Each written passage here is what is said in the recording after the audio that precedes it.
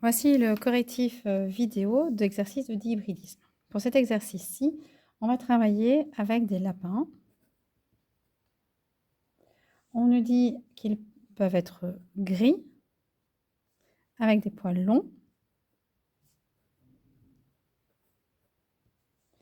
ou blancs, avec des poils courts. On voit qu'ici, on est bien en dihybridisme, puisqu'on va suivre le caractère couleur et longueur. Ce qu'on nous dit, c'est qu'on a un couple de parents, dont le premier est gris long, qu'on croise avec un deuxième parent qui est blanc court, et on obtient une génération F1 qui est tachetée, long. Cette première information sur les F1 nous donne en fait beaucoup de choses exploitables. La première, c'est que la première loi de Mendel est respectée. Si la première loi de Mendel est respectée, qui est qu'on a 100% d'individus avec un phénotype homogène en F1, c'est que les parents sont de lignée pure. Ça va nous donner beaucoup d'infos. Ensuite, autre info qu'on va pouvoir tirer de ces individus F1, c'est que on sait qui est dominant et qui est récessif. Donc, par rapport à la longueur des poils, on sait ici que long sera codé par un grand L et sera dominant. On va le noter en haut dans ma légende. Par contre, pour la couleur, on n'est pas face à une dominance et une récessivité. On a quelque chose d'un peu ici intermédiaire. On aurait donc soit de la codominance, soit de la dominance partielle. Si vous vous rappelez, pour faire la différence entre les deux, on a dit que la dominance partielle, c'est un mélange, et de la codominance, ce sont des tâches, chacun étant dominant de son côté. Eh bien, ici, nous avons un exemple de codominance. Pour la codominance, chacune des lettres va être écrite en majuscule. On va donc avoir gris avec un grand G, B avec un grand B. On va maintenant reprendre les phénotypes des individus que l'on a pour l'instant.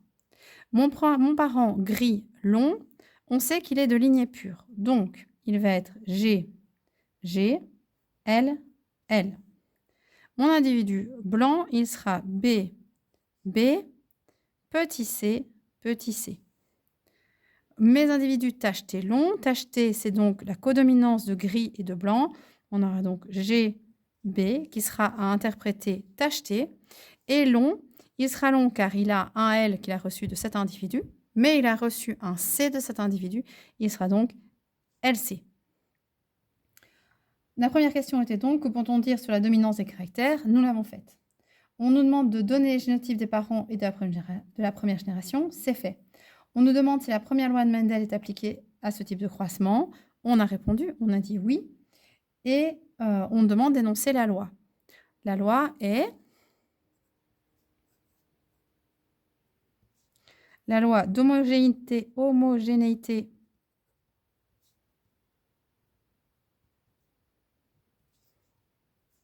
des hybrides de première génération.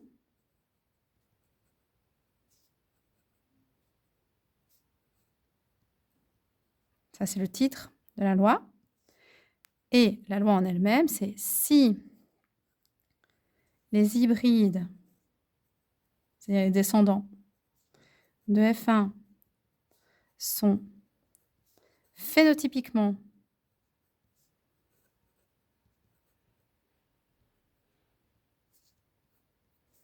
homogènes, alors les parents sont de lignée pure.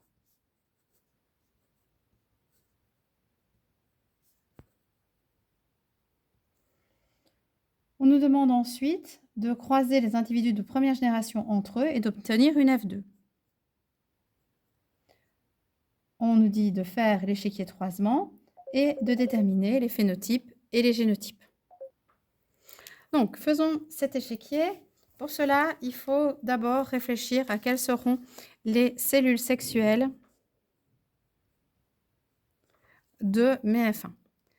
Donc, je peux avoir des cellules G, L, des cellules B, L, des cellules G, C et des cellules G, L. Pour faire mon croisement, je vais donc faire un tableau. À l'horizontale, je remets ces cellules sexuelles d'un premier individu F1. Je vais me laisser un peu plus de place.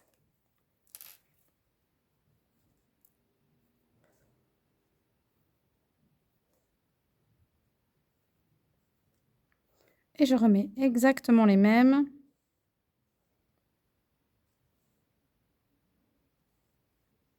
à la verticale.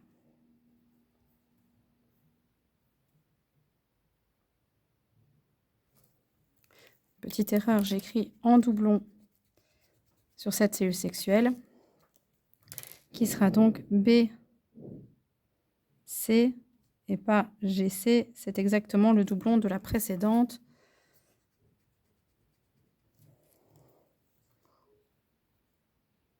C'est donc bien un B. J'obtiens donc GGLL, GBLL, GGLC, GBLC, GBLL, BBLL, GBLC, BBLC, GGLC, GBLC, GGCC, GBCC, GBLC, BBLC, GBCC et enfin BBCC. Une fois que j'ai mon tableau, je vais faire les rapports phénotypiques. Donc, il faut que j'identifie quelles caractéristiques phénotypiques vont avoir chacun des individus. Si cet individu il est G et G, LL, il sera gris, long. J'ai donc un individu. Celui-ci, il est GBLL. Il sera long, certes, mais il ne sera pas gris, il sera tacheté.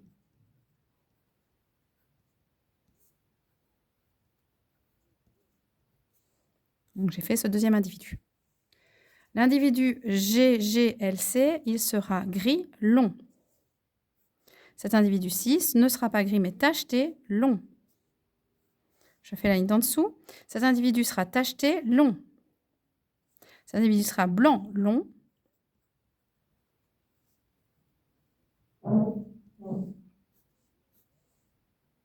Cet individu sera gris, long. Pas gris, tacheté, pardon, long. Blanc, long. Gris, long. Tacheté, long. Gris, court. On n'a pas encore. Nouvelle catégorie. Tacheté, court. Ça non plus. C'est une catégorie à rajouter sur le côté.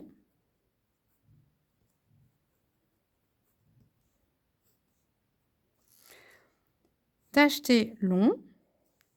Blanc, long. Tacheté, court. Et enfin, blanc court, qui est la dernière catégorie, je vais mettre ici en dessous. On a un seul représentant. Si maintenant je globalise, je vais donc avoir 3 individus sur 16 gris longs, 6 individus sur 16 tachetés longs, 3 individus sur 16 blancs long. Un individu sur 16, gris, court. 2 individus sur 16, tacheté, court. Et enfin, un individu sur 16, blanc court. Ce n'est pas tout à fait les mêmes proportions auxquelles on est habitué avec un Mendel, car c'est certes un croisement que l'on peut expliquer grâce aux lois de Mendel, mais qui a la particularité d'être avec une codominance. C'est pour ça que les proportions ne sont pas les 9, 3, 3, 1 auxquels on a l'habitude. Les 9, 3, 3, 1 dont on a l'habitude, en fait, dépendent d'un croisement avec une dominance-récessivité. Il y a enfin une dernière sous-question à cet exercice. On dit, tiens, quels individus de la F2 on pourrait croiser pour obtenir 25% de gris long, 25% de tacheté long, 25% de tacheté court,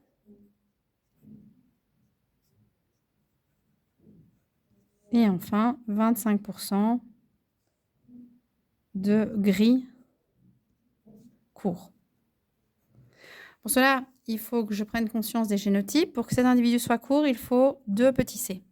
Ça veut dire que les individus qui peuvent donner cette descendance, on va les appeler individu 1, individu 2, chacun doit porter au minimum un petit c. Ensuite, ici, pour que les individus soient longs, soit ils sont LL, soit ils sont LC. Là, par contre, on ne va pas pouvoir compléter ici, puisque cet individu pourrait être LC, ou les deux pourraient être LC. Continuons avec les couleurs. Pour que cet individu soit gris, il doit être GG. Pour que cet individu soit tacheté, GB. Mais vous remarquez qu'il n'y a aucun individu blanc. Ça veut dire qu'un des parents est homozygote et l'autre est hétéro. Si les deux étaient hétéros, on aurait eu des blancs puisqu'on aurait pu ici remplacer par B et avoir l'association BB, ce qui n'est pas le cas. Ici, enfin, pour avoir un 25-25 parfait, il faut que mon individu soit LC pour pouvoir avoir les 25% demandés. Voici donc les génotypes des parents qui pourraient donner la F2 25, 25, 25 et encore une fois 25, tel que demandé.